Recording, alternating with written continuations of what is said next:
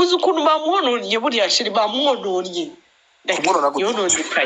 yononekaye buriya ntabwo ushobora kuba mwe muri kumva ngo mugiye gutanga urugero muri sosiyete sheri sosiyete ntabwo wayitanga mu rugero iyi sosiyete no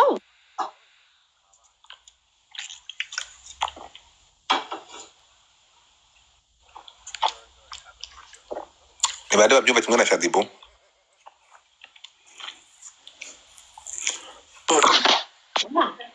bari baguhamagaye Shadi little bit so gahunda iteye cyangwa uko mbyumva uko mbitekereza uko mbyumva nuko nguko ngiye gufata Shadi uriya mukobwa bakagenda hari itangazamakuru rikabimenya nta diri irimo shize none uri gutangaza iki kandi kumaze mu cyo ntangaza nuko numva ibintu kandi nta nubwo mfite uburenganzira bwo kumva ibintu uko mbyumva nawe ukabyumva uko ubyumva yengo yaraganga women ntabwo itegeko rigira igitsina itegeko rihana abanyarwanda mu buryo bungana ntabwo itegeko rigira igitsina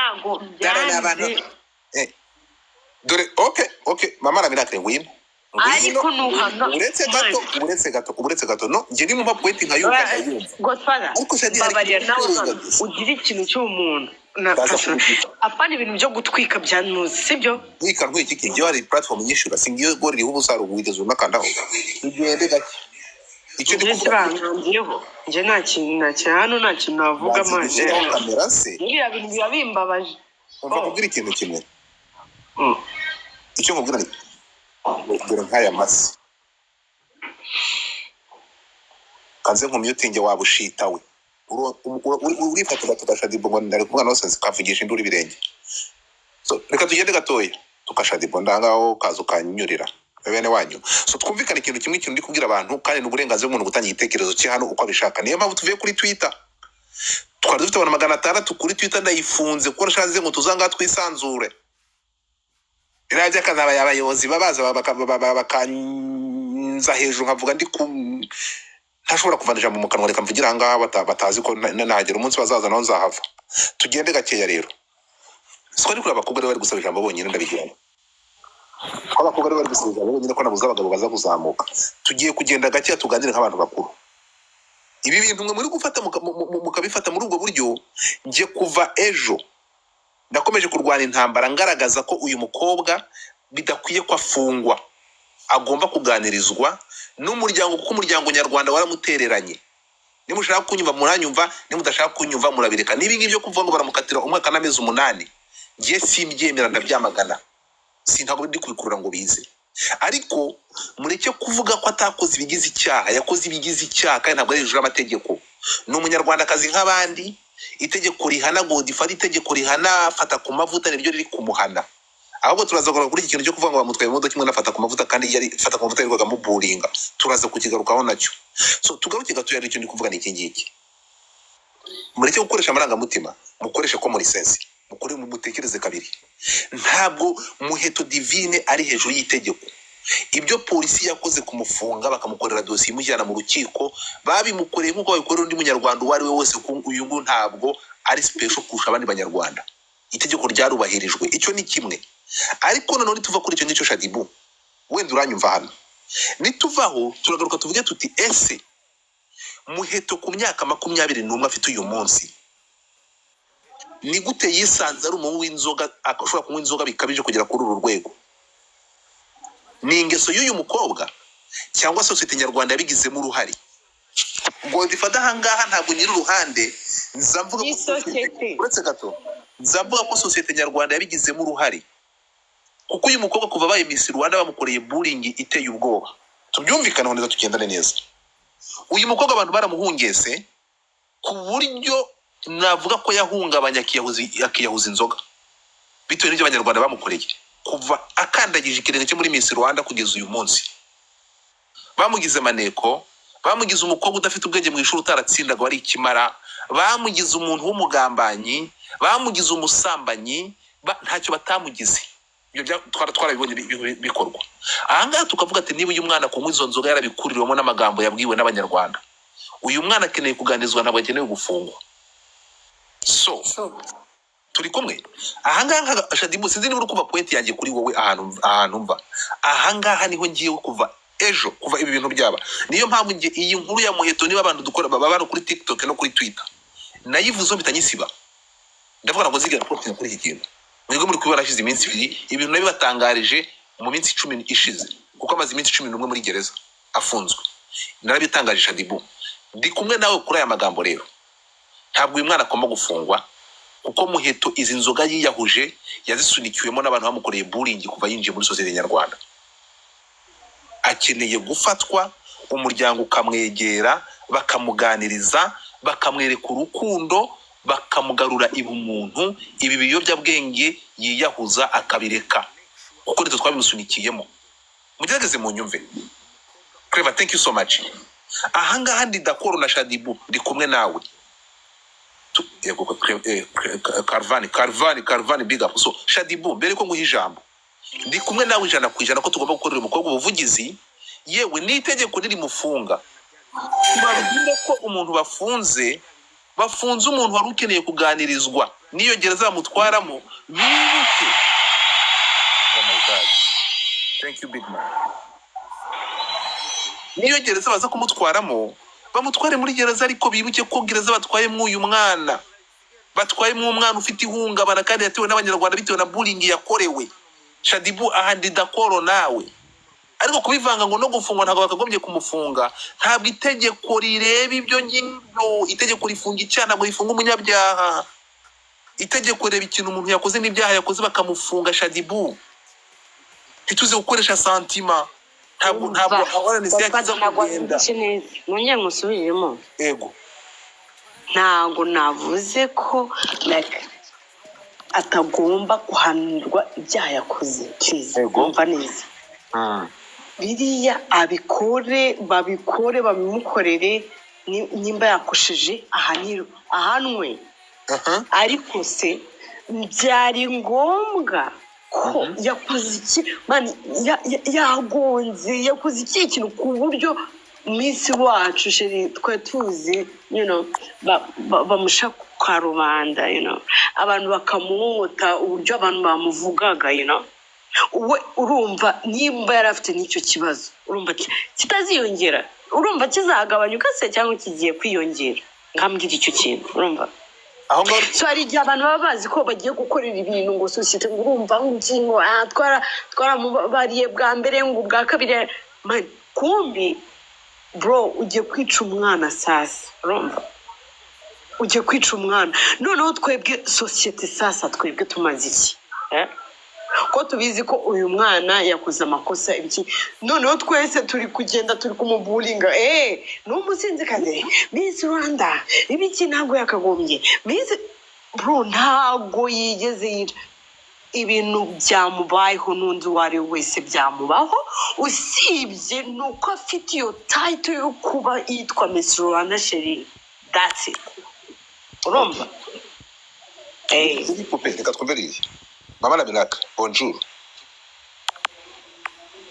Ati mukanya naza nkoza umbwira ukuntu utumva ukuntu ngo yagomba gufana afata amavuta niri uranyumva Ndakumva bonjour ça va ça va bien bonjour Shadibu n'abandi bari hano umva ibintu bya Muheto birababaje ariko hano ndi kumvikana na Shadibu pe kandi nacyagiye kuri space ukuntu yamwitaga umwana rega c'était dans le sens ni umwana 21 n'umwana chérie n'umwana kandi c'est dans le sens que afite avenir devant elle sibyo aracyafite ibintu byinshi byo kudeka mwaramuvurinze muramutirana murinzi yakorewe nyine bullying na societe nkuko mwabivugaga kandi urebye ibibazo yaciyemo abantu baramwibasiye biramurenga kandi ko mwibasira imyaka 3 yabaye bamutoye muri 2021 donc aba Miss Rwanda 2022 2023 ni 2024 abantu bakwibasira s'il vous plaît donc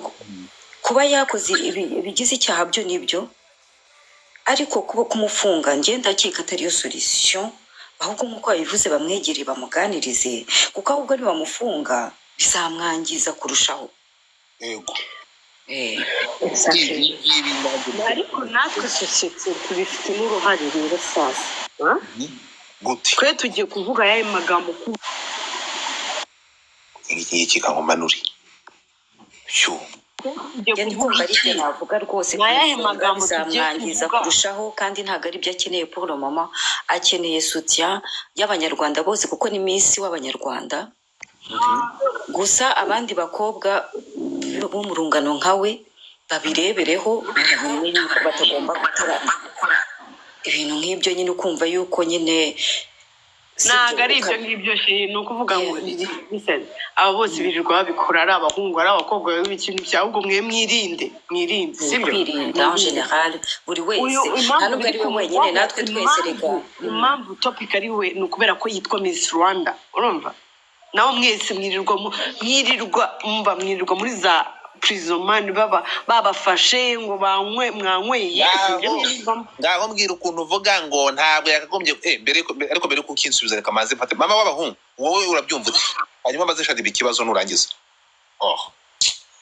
mwaramutse mwiriwe wiriwe uzanemo santime utangira ibitekerezo agiye ku ishuri mbyumva yego Muheto nibyo koko yakoze ikosa yarakosheje nk'uko umuntu arakosa ariko nanjye icyo mbona ntago kumufunga ari igisubizo kandi no twamusabira imbabazi ntekereza ko ari igikorwa cy'umuntu cyane cyane nk'abantu b'igitsina gore bagenzi be twagahaguruka tukamusabira imbabazi koze umuntu arakosa ariko umuntu aranababarirwa iyo yakosheje yego ni byiza ko wenda hari ubundi buryo byakorwamo akabera urugero abandi cyangwa hakagira n'undi murongo ushyirwaho abandi akabera icyitegerereza abandi mu yandi magambo ariko kuvuga ngo bamuhane bamufunge ntabwo aricyo gisubizo nta nubwo aricyo mbona nk'umuti jewe ukira aho ngaho ikibazo mbaza ni kimwe abantu bakomeje kwinubira uburyo polisi yabitangaje ikabishyira ku karubanda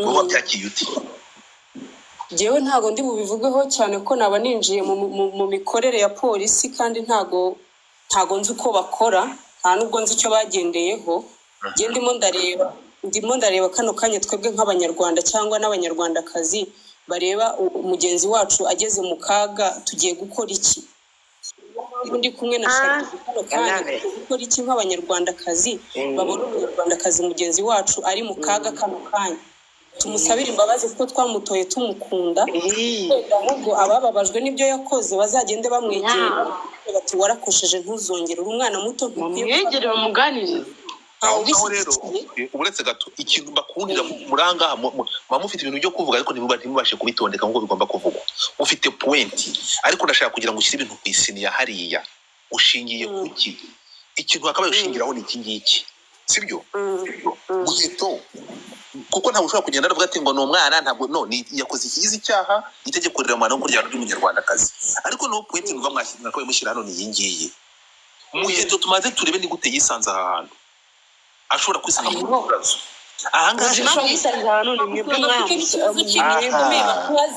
muretse gato genda shaka mukoreshe intwaro nzima ntabwo naje kubahumura ariko ndi kubabwira niba mu by'ukuri mu mwese mushyigikiye ko uyu mwana w'umukobwa aza kandi akatangira the better life tugaragaze ikibazo mu mizi jewe aya masaha ndi kubabwira Muheto yafungwa nzavuga Muheto paka nibimuhama kura uramwaka nzavuga ko Muheto yafunzwe bitewe n'umuryango nyarwanda community nyarwanda muri rusange kuva uyu mwana yakwinjira muri Miss Rwanda bamukoreye bullying kuva bwa mbere tubona ifoto ye Muheto ngo ntabwo ari mu bantu iri kamba ritigeze rira cyangwa kujya muri Miss Rwanda bitigeze bihira cyangwa utarabonye umusaruro wabyo wahuye nuvuga ngo bamuzaniraga ibyo kurya basutsemo urusenda uyu mwana kuva ku munota wa mbere kugera uyu munsi uyu mukobwa niwe muntu wahuye n'ikintu nakwita umuriro uyu mukobwa baragiye bamusunikira kunywa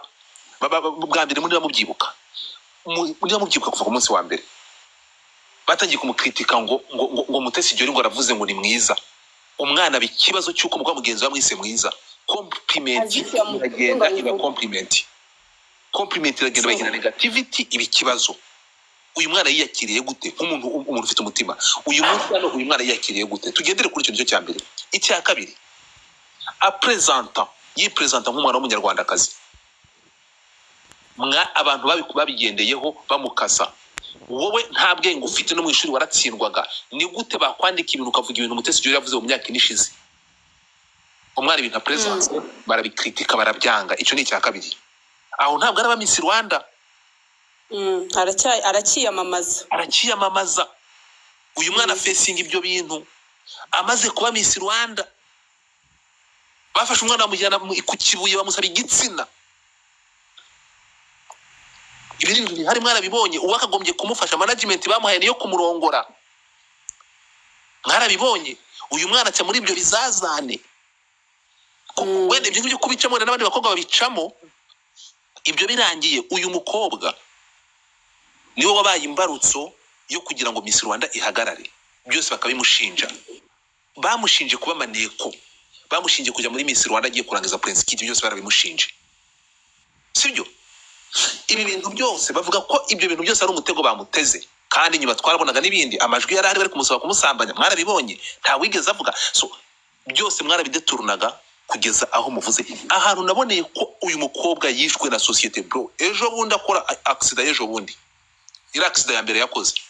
Uzi ko abantu kuri Twitter banditse baravuga si ngo kubera ikatapfuye kuko itamuhitanye, ngo karma is a bitch, ngo bari kwishima ruko iyo modoka yamuhitanye yapfuye. Imagine Ibyo byaranditswe kuri Twitter. Abantu baranditse ngo ni gute iyo accident itahitanye Muheto. Abantu bakora tweet ngo ni gute itamwishe, ngo n'umugambanyi wagambanye Prince Kid. Nanga bari kwandika ngo rucira mu kasuru gatwaranye ko ipu kakubwe no mu rugo n'umutwarahe. Uyu mwana ntabwo ari bufungwe, arafungurwa kumerwa ubuzima muheke nyamenyo muyacire. So tugere gatoya rero, uyu mwana bamwambitse ikamba bamwambura umutima, tubyumvikane neza cyane. Muheto bamwambitse ikamba bamwambura umutima n'ubumuntu. That's the reality. So uyu rero kureba ko ari kunywa ibiyobyabwenge, ko ari kwiyahuza inzoga, tumanze turebe gitera ariko turebe n'icyabimuteye. Aribyo navuze kuvejo.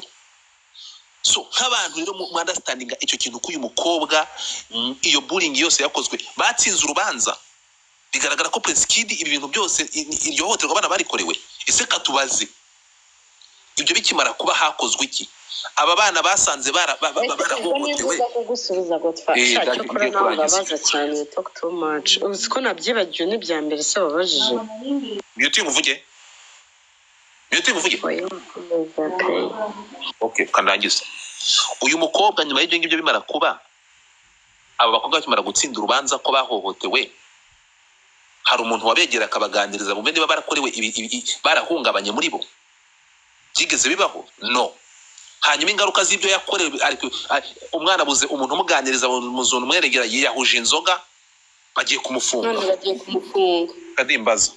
Aha ngaha niho muhere nk'abagore muvuga ati umwana w'umukobwa basabye happiness y'igitsina bakamukorera bullying, akiyahuza inzoga mugiye kumufunga mugabe umukobwa. Urumva? Muraho nagira icyo mvugaho. Wavuga hanyuma Shadi bagafata ijambo. Murakoze cyane. Ni ukuri kw'Imana pe, birababaje kandi biteye agahinda. By'umwihariko sosiyete nyarwanda iragenda ijya inyuma aho kujya imbere. Nimba urubyiruko rushobora gukandamizwa mw'ubu buryo, ntibarebe nk'uko ubivuga, ntibarebe igitera umuntu. Uyu munsi wa none hano umuntu ari muri Amerika barafata abantu bo ku muhanda bakabazana leta, umuntu wabafashe bakabasha kumugenera amafaranga kuko barimo barasigasira ubuzima bw'umuntu w'umunyagihugu, sibyo?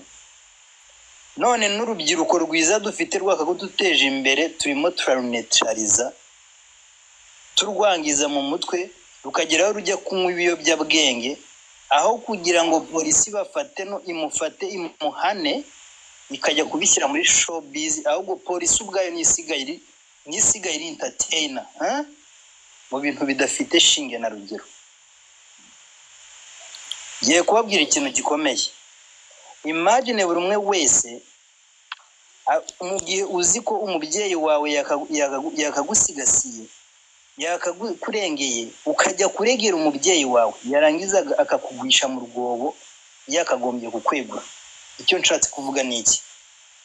Uyu mukobwa yabaye urumuri rw'abakobwa bagenzi be, ajya gushyira mabi yarari muri biriya bintu bya Miss, ashyira amabi yose hanze n'abayarimo yose, aragenda arabigaragaza. Banyarwanda dukunda ukuri kurusha amafuti. Uyu munsi wa none Prince Gida bari kuvuga ngo abavuga ngo uyu mukobwa ibiki n'ibiki ni bya bintu bya munyanganiye by'amafuti, kumva ko umuntu igitsina kobwa nangwa se umunyarwanda yatsikankimirwa ntavuga ukuri ngo gushyire hanze. Uyu mukobwa yabaye intwari. Nkuko kuba intwari cyaje kubaho, bamuhembye kuvuga ngo umuntu ngo yaturutse ngo yabuze. Umuntu aturutse igihugu ati. Bivuze iki? Ifungwa ry'uyu mukobwa ryagashinzwe Minisiteri y'Urubyiruko, akaba ari bufungwa. Byagashinzwe abashinjacyaha bagiye mu iki cyaha, mu iki kibazo, bakabazwa aho uyu muntu Prince Kid yagiye, kuko ntago umuntu yafata indege ngo agenda ajye mu kindi gihugu. Ntago yaciye mu bwato, ntiyaciye hehe. Icyo ni ikibazo gikomeye cyane. Rero ikintu cyabayeho ku uyu mwana afite kumva mu myaka 20 ukumva ngo umuntu ngo baramujyanye ngo yaturutse, yateze indege yagiye, byanga byakunda kujya kunywa inzoga. Nuko uyu mwana yarazi neza urugendo uyu mwana yagiyemo n'abamunyujije. Bivuze iki rero? Ahubwo noneho abakobwa bagiye kuzareka kwigaragaza nangwa bareke kuba abasitari kugira ngo badatinya ejo bagafatwa nk'uko uyu mwana afashwe. Ikindi cya kabiri,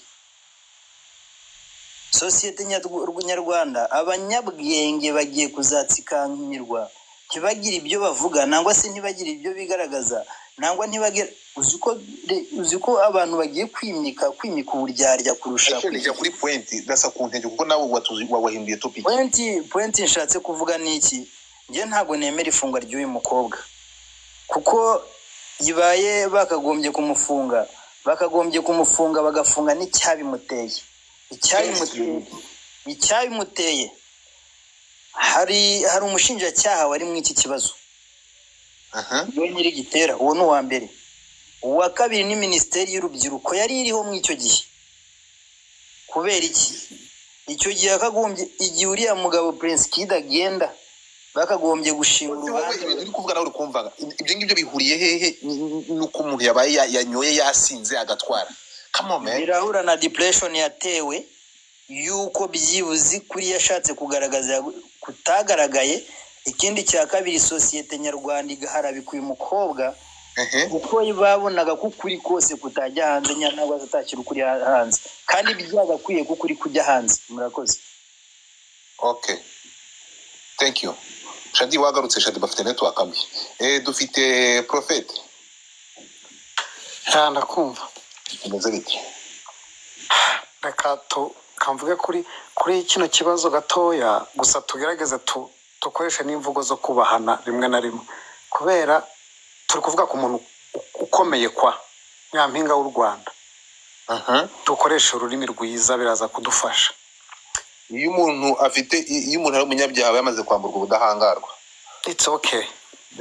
Komeza. Okay, ntabwo turi umwambura ubudahangarwa kubera ntaratsindwa n'urubanza. Komeza. ariko Kamena ntabwo mwambura umuntu. Icyo nashaka kuvuga, ndatekereza ko icya mbere, ese ni iki sosiyete yagukorera kugira ngo cya kindi gukoreye kigutere gukora icyaha? Aho ngaho ni igiki sosiyete yakora kuri wowe kugira ngo ukore icyaha? Kubera amategeko yabonye icyaha, ariko ntiyarebye icyo sosiyete yakoze. Icyaha cyabaye, ariko se nyuma y'uko icyaha kiba, icyo cyabaye nyuma y'uko icyaha kiba ntabwo kigize ibyaha. Icyo kubera kuburinga umuntu, gutuka umuntu, kubwira umuntu bitewe n'ibimuriho n'ibyamubayeho mu gihe runaka, kubera yari amaze kuba umuntu uzwi, ibyo ntibigize icyaha. Ikigize icyaha ni uko yanyoye. Icyo nicyo kimutwaye mu rukiko. Kubera iki yanyoye rero? ikibazo cyitwa ngo kubera iki yanyoye kigomba kubazwa umuryango we bwite first of all. Icya kabiri kigomba kubazwa abari bamushinzwe mu gihe yari ari muri iyo competition cyangwa n'igihe yari ayivuyemo. Abantu bari bamwegereye bakabaye babazwa ese kubera ko uyu mwana yabaye guri. ariko nibabaze sosiyete. Tubabaze sosiyete? Ntabwo ari ubaze sosiyete. Kubera sosiyete ifite uburenganzira bwo kuburinga umuntu nk'uko uyu munsi Godfather nakuburinga bitewe n'uko nkuze nuko nkushaka agutuka. Nta muntu ufite uburenganzira bwo kuburinga undi. Uretse icyo nshaka kuvuga, reka nsoze mama wanjye. Witwa Prophet. Arakanshaka kuvuga. Witwa Prophet. Wanjye ntabwo nje ku bintu by'ubushinjacyaha cyangwa iki. Witwa Prophet. Yego. Cyangwa n'irindi zina baguhimbiye. Witwa Prophet. Noneho hano rero tugiye ku kintu cyitwa ubumuntu, sibyo? Abantu mufite ubumuntu, sibyo? Ndashaka gusoza ariko icyo nshaka gusoza ntabwo wacyuye icyo nashaka. Wareka karangiza point ye ukamusubiza umaze kumwumva. Reka karangize point agiye gusoza hanyuma umusubiza gusoza Prophet. Nicyo nshaka kubera social media ni ikintu umuntu ashobora gutuka atari kumwe nawe. Ni ikintu nagutuka uyu munsi wa none nkatuka Godfather kubera ntabwo twe tutunganya ubwo bumuntu, ntabwo tunganya indangagaciro. Hari abantu batagira indangagaciro, hari abantu batagira ubumuntu, badatinya, batubaha n'abantu. Bibaho abantu babaho nk'uko ngo iki. Hari abantu batagira indangagaciro mu buzima bwabo bakagutuka nyine. Bibaho cyo tubibona. Ahubwo ikibazo nibaza turenze ibyamubayeho tutazi tudashobora kumenya. Ese uyu mwana w'umukobwa mbere y'uko agonga, mbere y'uko ajyanwa mu rukiko, yigeze agirwa inama ko bari babizi? Izo inzego z'umutekano zamugiriye inama uburyo yakontorora imyitwarire ye ko bari babizi? Reka ngusubize. Muri kuvuga ibintu biri kuri noza. Mwigize abantu, umvuze ukuntu mwigize se nk'abantu mwigize abantu. None se baje kitumvikana iki? Ariko se umva Godfather singiye kuvuga. Ukifata ijambo.